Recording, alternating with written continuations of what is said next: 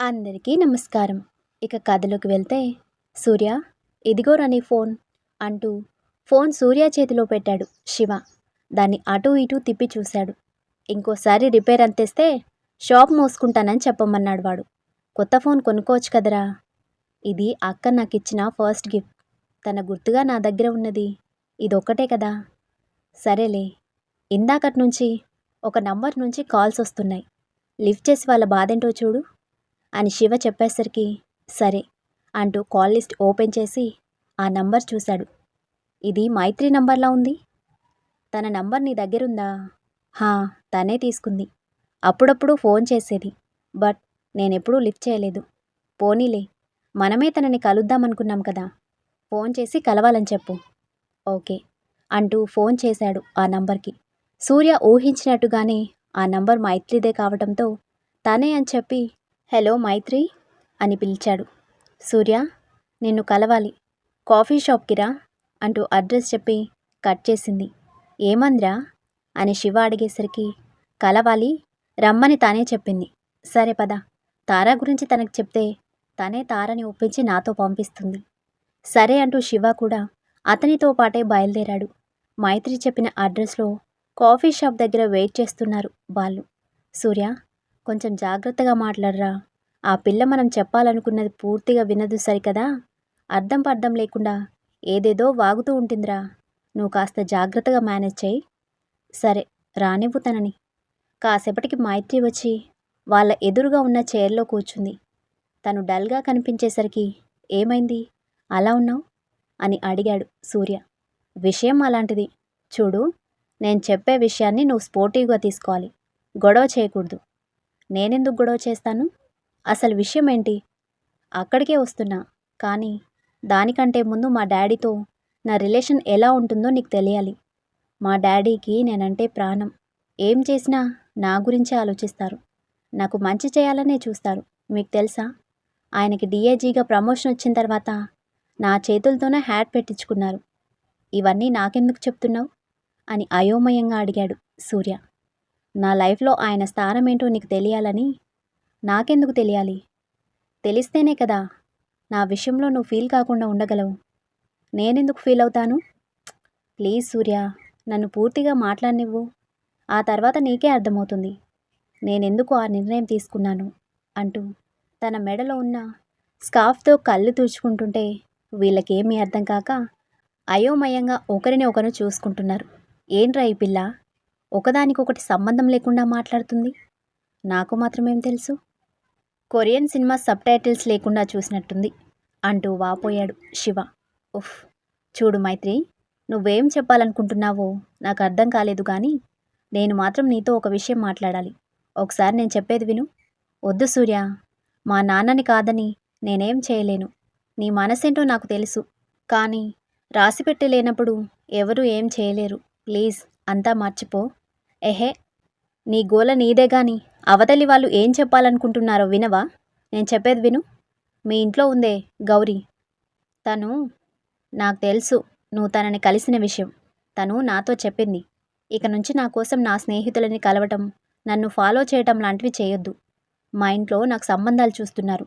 అంతా కుదిరితే వచ్చే నెలలోనే పెళ్లి చేసేస్తారు. ఇది నువ్వు జీర్ణించుకోలేవని నాకు తెలుసు, కానీ దయచేసి నా పెళ్లిలో ఎలాంటి గొడవ చేయొద్దు. ఇది నా రిక్వెస్ట్ అనుకో, ప్లీజ్ అంటూ లేచి వెళ్ళిపోయింది తను. సూర్య తల పట్టుకున్నాడు. శివ పక్కనే ఉన్న వాటర్ బాటిల్ తీసి గడాగడా తాగేశాడు. ఏంట్రా దాని బాధ? దానికి పెళ్లి జరుగుతుంటే నేనెందుకు గొడవ చేస్తాను? నాకు వేరే పని లేదనుకుంటుందా? అసలు నేను చెప్పాలనుకున్నది వినకుండా ఏదేదో మాట్లాడేసిపోయింది. నేను చెప్పాను కదరా, ఎవరెలా పోయినా తాను మాత్రం తను చెప్పాలనుకున్నది చెప్పేసిపోతుంది. కానీ ఏం చెప్తుందో, ఎందుకు చెప్తుందో అర్థమై చావదు.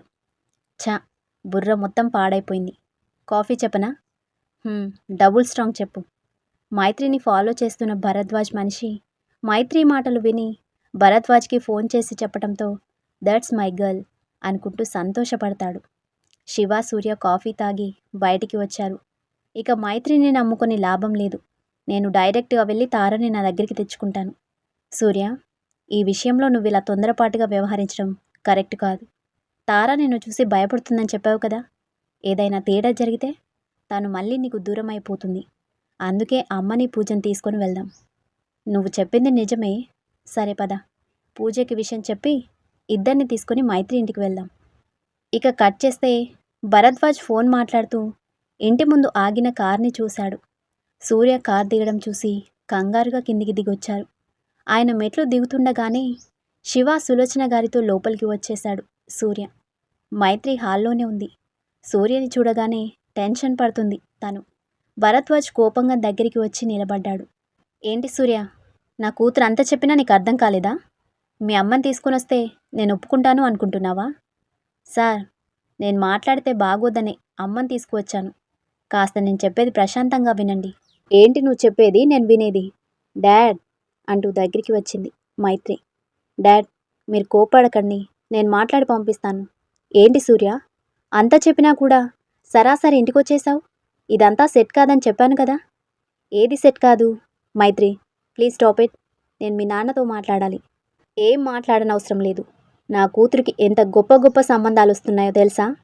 తన పెళ్ళిని చెడగొట్టాలని చూస్తే నేను ఊరుకోను. మీ తండ్రి కూతుర్లిద్దరికీ ఎదుటివారు చెప్పేది వినే అలవాటు లేదా? నేనెందుకు తన పెళ్లి చెడగొడతాను? తను కూడా అంతే, ఏదేదో మాట్లాడిపోయింది. మరెందుకు ఇక్కడికి వచ్చావు? నా భార్య కోసం. వాట్? భార్య అంటే అన్నింటికీ తెగించి వచ్చావన్నమాట. ఒక్కటి గుర్తుపెట్టుకో సూర్య, నా కూతురి జీవితంతో ఆడుకుంటే క్షమించను. అయ్యో, ఏంటి సార్, మీరు కూడా సంబంధం లేకుండా మాట్లాడతారు. మీ కూతురికి పెళ్ళే చేసుకుంటారో ఫంక్షన్ని చేసుకుంటారో చేసుకోండి, దాంతో నాకేంటి సంబంధం? నేనొచ్చింది మీ ఇంట్లో గౌరీలో ఉన్న నా భార్య తారా కోసం అని సూర్య చెప్పేసరికి భరద్వాజ్ అయోమయంగా మైత్రి వైపు చూశాడు. మైత్రి కూడా అయోమయంగా చూసింది. ఏమంటున్నావు? అవునండి, ఆ అమ్మాయి మాకు కావాల్సిన అమ్మాయి. ఒక ప్రమాదంలో తను చనిపోయింది అనుకున్నాం, కానీ తర్వాత తెలిసింది ఆ ప్రమాదంలో గతం మర్చిపోయి మీ దగ్గరికి చేరిందని. తన కోసమే మేమొచ్చింది. తన పేరు గౌరీ కాదు, తార, మా సూర్యకి భార్య అని సులోచన గారు చెప్పేసరికి షాక్ అయ్యారు భరద్వాజ్, మైత్రి. మైత్రి, వాళ్ళు చెప్పేది నిజమేనా? సారీ డాడ్, మేం వైజాగ్ నుంచి తీసుకొచ్చింది తననే. నీకు చెప్తే తన ఇంట్లో ఉండనివ్వమని అమ్మతో అలా అబద్ధం చెప్పించాను. కానీ సూర్య, తన్ని భార్య ఏంటి? తను నాకు వైజాగ్లో దొరికింది. తను మిస్ అయింది కూడా వైజాగ్లోనే. చనిపోయింది అనుకున్న తనని నీ దగ్గర చూసేసరికి తను బ్రతికే ఉందని అర్థమైంది. నిన్న నువ్వు చెప్పిన తర్వాతే అర్థమైంది తను గతం మర్చిపోయిందని. దాని గురించి మాట్లాడడానికే నిన్ను కలిస్తే ఏదేదో మాట్లాడావు. హో, అంటే నన్ను ఫాలో అయింది నా కోసం కాదా, గౌరీ కోసమా? తను గౌరీ కాదు, Tara. Maitri, what is this? I don't know dad, but తనకి పెళ్ళయిందన్నది నిజమే. తను నాకు దొరికేసరికి తన మెడలో తాళి ఉంది. ఈ విషయం ఇప్పటి వరకు నాకెందుకు చెప్పలేదు? ముందు ఆ అమ్మాయిని పిలు. ఓకే డాడ్ అంటూ తారా దగ్గరికి వచ్చింది తను. గౌరీ, నీకోసం మీ వాళ్ళొచ్చారు. నిజంగానా? నా వాళ్ళెవరో తెలిసిందా మైత్రి? తెలిసింది. ఒకసారి బయటికి రా అని తను చెప్పేసరికి బయటికి పరిగెత్తింది తను. అక్కడ సూర్యని చూడగానే భయంతో మైత్రి వెనక్కి చేరింది. బయటకి వచ్చిన తార సూర్యని చూసి భయంతో మైత్రి వెనుక దాక్కునేసరికి, నన్ను చూసి భయపడతావేంటి, ఇటురా అని పిలిచాడు. తను రాను అంటూ మైత్రిని పట్టుకుంది. సులోచన గారు నవ్వుతూ తార దగ్గరికి వచ్చి చేయి పట్టుకొని ముందుకి లాగారు. భయపడకమ్మా, వాడేమీ పరాయివాడు కాదు, నీ భర్త. కాదు, మీరు అబద్ధం చెప్తున్నారు కదా? లేదమ్మా, నిజంగానే వాడు నీ భర్త. వీళ్ళని ఇంకా ఇబ్బంది పెట్టడం కరెక్ట్ కాదు, మాతో వచ్చేయ్. మైత్రి, వీళ్ళు చెప్పేది నిజమేనా? ఆ రౌడీ నా భర్త అంటున్నారు అని తను అడిగేసరికి మైత్రి తనని సముదాయించింది. అమ్మా, తను భయపడుతుంది కదా, కొన్ని రోజులు నా దగ్గర ఉంచండి అని చెప్పింది మైత్రి. ఏంటి ఉంచేది? ఇప్పటి వరకు చేసిన ఘనకార్యం చాలు. వాళ్ళ పిల్లని వాళ్ళు తీసుకువెళ్ళడమే కరెక్ట్. అది కాదు డాడీ. మైత్రి, నో మోర్ డిస్కషన్స్. సూర్య, ఒకసారి బయటికి రా అంటూ ఇంటి నుంచి బయటికి నడిచారు ఆయన. దాంతో తారని ఒప్పించమని మైత్రితో చెప్పి ఆయన వెనుకే వెళ్ళాడు సూర్య. ఏంటి సార్, నువ్వు పెళ్లి చేసుకున్నావా? ఇదెప్పుడు జరిగింది? 2 నెలల కిందట. మరి నాకు చెప్పలేదేం? కుదరలేదు సార్. మా పెళ్ళైన కొన్నాళ్ళకే తను మిస్ అయింది. అందరూ చనిపోయిందని అనుకున్నాం. నువ్వు కథ పూర్తిగా చెప్పట్లేదని అర్థమైంది. తన వెనక ఏదో పెద్ద కథే ఉంది. అదేంటో నాకు అనవసరం. కానీ నువ్వు నాకు ఇచ్చిన మాట మర్చిపోయి సంసార సాగరంలో మునిగిపోకు. ఏం సార్, మీరు మీ పని చేసుకుంటూనే ఇంటిని చూసుకోవటం లేదా? నేను అలా చేయలేనని ఎందుకు అనుకుంటున్నారు? దేని దారి దానిదే, ఏదీ మారదు. మీరు భయపడకండి. Good and congrats. Thank you sir. ఇక లోపలికి వెళ్దామా అంటూ సూర్య లోపలికి నడిచేసరికి ఆయన కూడా వెనుకే వచ్చారు. అప్పటికీ తారామొహంలో టెన్షన్ కనిపిస్తూనే ఉంది. సులోచన గారు తనని సముదాయిస్తున్నారు. పూజని తీసుకొచ్చుంటే బాగుండేదిరా. తీసుకొచ్చినా గుర్తుపట్టే స్థితిలో లేదు కదా. ఇంటికి వెళ్ళాక చూస్తుందిలే. కానీ మనతో రావడానికి తను భయపడుతుంది. నేను మాట్లాడతాను అంటూ తారా దగ్గరికి వచ్చాడు. తను సూర్యని చూస్తూనే గదిలోకి పరిగెత్తేసరికి మైత్రి వెళ్ళబోతుంటే తనని ఆపి సూర్య తన వెనుకే వెళ్ళాడు. నాకు తెలుసు మీరు అబద్ధం చెప్తున్నారు కదా. మీరు షూట్ చేయడం చూశానని నా మీద పగబట్టి నన్ను తీసుకువెళ్తున్నారు కదా. ప్లీజ్ అండి, నేను ఆ విషయం ఎవరికీ చెప్పలేదు, మైత్రికి కూడా. నన్ను వదిలేయండి. తను మాట్లాడుతూ ఉండగానే సూర్య తనకి దగ్గరగా వచ్చి హత్తుకోవటంతో సైలెంట్ అయిపోయింది. తన తల నిమురుతూ నుదుటి మీద ముద్దు పెట్టేసరికి కళ్ళు మూసుకుంది. ఓయ్ నెమలి అంటూ ప్రేమగా పిలిచిన అతని పిలుపుకి కళ్ళు తెరిచి అతని కళ్ళల్లోకి చూసింది. ఇది నిజం, అబద్ధం కాదు. నిజంగానే మనిద్దరికీ పెళ్ళయింది. అది కూడా నువ్వు ఇష్టపడి నాతో తాళి కట్టించుకున్నావు. నన్ను నమ్ము. ఆలోచనలో పడింది తార. ఒక పక్క తన మనసులో రేగుతున్న అలజడి తనని ఎటూ తేల్చుకొనివ్వటం లేదు. అలా అని మైత్రి దగ్గర ఉండటానికి వాళ్ళ నాన్నగారు ఒప్పుకోరని కూడా అర్థమైంది. దాంతో తను మౌనంగానే అతని వెంట నడిచింది. గది నుంచి బయటికి వచ్చిన ఇద్దరిని చూస్తూ నిలబడ్డారు అంతా. మైత్రి ఎదురుగా నిలబడి తన చేతులు పట్టుకున్నాడు సూర్య. నీకు ఒట్టి థ్యాంక్స్ చెప్తే సరిపోదు మైత్రి. నా జీవితాన్ని నాకు తిరిగిచ్చావు. నీకెప్పుడు ఏ హెల్ప్ కావాలన్నా నేనున్నానని మర్చిపోద్దు. థ్యాంక్స్ మైత్రి. మైత్రి నవ్వుతూ తారా చేతిలో ఒక బాక్స్ పెట్టింది. ఏంటిది? తెరిచి చూడు అని తను చెప్పేసరికి అది తెరిచి చూసిన తారకి అందులో తాళిబొట్టు కనిపించేసరికి ఆశ్చర్యంగా మైత్రిని చూసింది. అది నీదే. నువ్వు నీ వాళ్ళతో వెళ్ళేప్పుడు ఇద్దామని దాచిపెట్టాను. జాగ్రత్త గౌరీ. హో సారీ, తారా కదా. బాయ్ అంటూ తారాని హత్తుకుంది. సూర్య తనని తీసుకుని బయలుదేరాడు. శివ అప్పటికే నందినికి మెసేజ్ చేయడంతో సూర్య తారాలకి దిష్టి తీయటానికి ఏర్పాట్లు చేయించి పూజ దగ్గరికి వచ్చి విషయం చెప్పింది. తారా కోసం గేట్ దగ్గరే ఎదురు చూస్తూ నిలబడ్డారు వాళ్ళు. కాసేపటికి వాళ్ళు రావడంతో ఇద్దరికీ దిష్టి తీసి లోపలికి తీసుకువెళ్లారు. లోపలికి రాగానే పూజ ఏడుస్తూ తనని హత్తుకుంది. తనకేం అర్థం కాక సూర్య వైపు చూసేసరికి మీ అక్క అని సూర్య చెప్పిన మాటలకి తన వైపు చూసింది. ఇద్దరికీ కొద్దిగా పోలికలు మ్యాచ్ అవ్వటంతో పాటు పూజతో తనకున్న రక్త సంబంధం వల్ల తను కూడా పూజని హత్తుకుంది. ఏమైపోయావే? ఆ రోజే వద్దంటే వెళ్ళావు. చూడండి, నాకైతే ఏమీ గుర్తులేదు. అసలేం జరిగింది? నాకేమైంది అని తార అడిగేసరికి అయోమయంగా చూసింది పూజ. పూజ, తనకి గతం గుర్తులేదు. ఇప్పుడు అవన్నీ గుర్తు చేసే ప్రయత్నం చేయొద్దు. రెస్ట్ తీసుకొనివ్వమ్మా అని సులోచన గారు చెప్పేసరికి సరే అంటూ తారని గదిలోకి తీసుకువెళ్ళింది పూజ. కూర్చో చిట్టి, జ్యూస్ తీసుకురానా? నాకేం వద్దక్క. కానీ ఒక నిజం చెప్పు. నిజంగానే నాకు పెళ్ళయిందా? ఆ సూర్య నా భర్త అన్నది నిజమేనా? నిజమే చిట్టి. మీ పెళ్ళి అందరి సమక్షంలో జరగలేదు. కానీ నువ్వు ఇష్టపడి ఎవరికీ తెలియకుండా చేసుకున్నావు. అసలేం జరిగిందో, నాకెందుకు ఇలా అయిందో చెప్పొచ్చు కదా. అన్నీ ఒకేసారి తెలుసుకుంటే కన్ఫ్యూజ్ అవుతావు నెమలి అంటూ లోపలికి వచ్చాడు సూర్య. పూజ, జ్యూస్ తీసుకురా. సరే సూర్య అంటూ తను బయటికి వెళ్ళేసరికి సూర్య తనకి ఎదురుగా బెడ్ మీద కూర్చున్నాడు. తన చేతిని పట్టుకోబోతే వెనక్కి లాక్కుంది తారా. చూడండి, మీరేం చెప్పినా నాకు భయంగానే ఉంది. అసలు మనం భార్యాభర్తలం అనడానికి ఒక్క సాక్ష్యమైనా ఉందా? ఉంటే చూపించండి. మనమేమీ మండపంలో పెళ్లి చేసుకోలేదు, ఫోటోలకి పోజులు ఇవ్వడానికి. ఆ రోజు ఎక్కడ నేను దూరం అవుతానో అన్న భయంతో వద్దంటున్నా వినకుండా గుడిలో తాళి కట్టించుకున్నావు. కనీసం మనిద్దరం కలిసిన ఫొటోస్ అయినా ఉండాలి కదా. సూర్య తననే చూస్తూ అతని ఫోన్ తీసి సీక్రెట్ ఫోల్డర్లో పెట్టిన ఫొటోస్ ఓపెన్ చేసి తన చేతిలో పెట్టాడు. అతన్ని అనుమానంగా చూస్తూనే ఫోన్లో ఫొటోస్ వైపు చూసింది. ఇద్దరూ కలిసున్న ఫొటోస్ చూస్తూ అంటే నిజమేనా అనుకుంటూనే ఫొటోస్ కదుపుతుంది.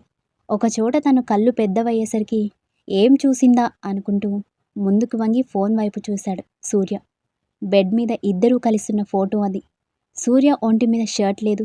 తార చీర కట్టుకునే ఉన్నా చెదిరిన తన జుట్టు, నలిగిన చీర అక్కడ సిచ్యువేషన్ ఏంటో తెలియజేస్తుంటే కళ్ళు చిట్లించి మూతి ముడుచుకుని ఫోన్ ఆఫ్ చేసి బెడ్ మీద పాడేసి మోకాళ్ళలో తల దాచుకుంది. సూర్య నవ్వుకుంటాడు. ఓయ్, ఏమైంది? సిగ్గులేదా నీకు? బెడ్రూమ్లో కూడా ఫొటోస్ తీస్తావా? తీసిందెవరు? ఆ ఫోటో తీసిందెవరు అంటున్నా. ఒకసారి సరిగ్గా చూడు అని సూర్య చెప్పేసరికి ఫోన్ తీసి చూసింది. ఫోన్ తన చేతిలోనే ఉన్నట్టు ఆ సెల్ఫీ తానే తీసిందని అర్థమవడంతో సైలెంట్గా ఫోన్ పక్కన పెట్టేసింది. మన తీపి జ్ఞాపకంగా ఉంటుందని నేను వద్దంటున్నా నువ్వే సెల్ఫీ తీసావు. అంటే ఇదంతా నిజమేనా? కానీ నాకేం గుర్తులేదే. రిలాక్స్ నెమలి, అన్నీ గుర్తొస్తాయి. ఈలోపు నా ప్రేమని మనస్ఫూర్తిగా ఆస్వాదించు, ఓకే? ఇంతలో పూజ జ్యూస్ తీసుకొని రావటంతో జ్యూస్ తాగి రిలాక్స్ అవ్వు అంటూ బయటికి వెళ్ళిపోయాడు. పూజ తనకి జ్యూస్ తాగించి పక్కనే కూర్చుంది. ఎక్కువగా ఆలోచించి స్ట్రెస్ అవ్వకుతారా, రెస్ట్ తీసుకో అంటూ తనని బెడ్ మీద పడుకోబెట్టింది. తారా తన దగ్గరికి చేరినందుకు చాలా సంతోషంగా ఉన్నాడు సూర్య.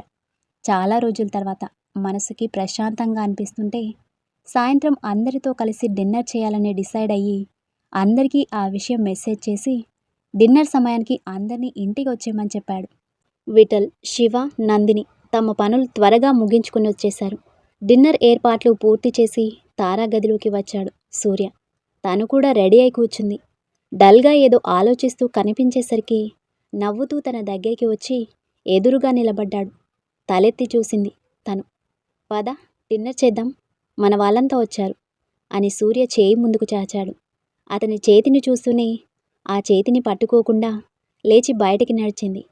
సూర్య నవ్వుకుంటూ వెనకే వస్తూ మెట్ల దగ్గరకు వచ్చేసరికి తన నడుం చుట్టూ చేయేసి మెట్లు దిగుతుంటే తార దూరంగా జరగబోయింది. తనకు ఆ ఛాన్స్ ఇవ్వకుండా గట్టిగా పట్టుకుని కిందకి తీసుకొచ్చేసరికి కోపంగా చూసింది తార. అదేమీ పట్టించుకోకుండా తారని చైర్లో కూర్చోబెట్టి పక్కనే కూర్చున్నాడు. అందరూ సంతోషంగా భోజనం చేస్తూ ఉంటే సులోచనమ్మగారు సంతోషంగా అందరినీ చూసుకుంటూ ధరణి ఫోటో వైపు చూశారు. నువ్వు లేకపోయినా నాకు తోడుగా ఇంతమందినిచ్చి వెళ్ళిపోయావు ధరణి. నేను నీకు అమ్మనే, కానీ నువ్వు నాకు అన్నీ అయ్యావు, అందరినీ ఇచ్చావు.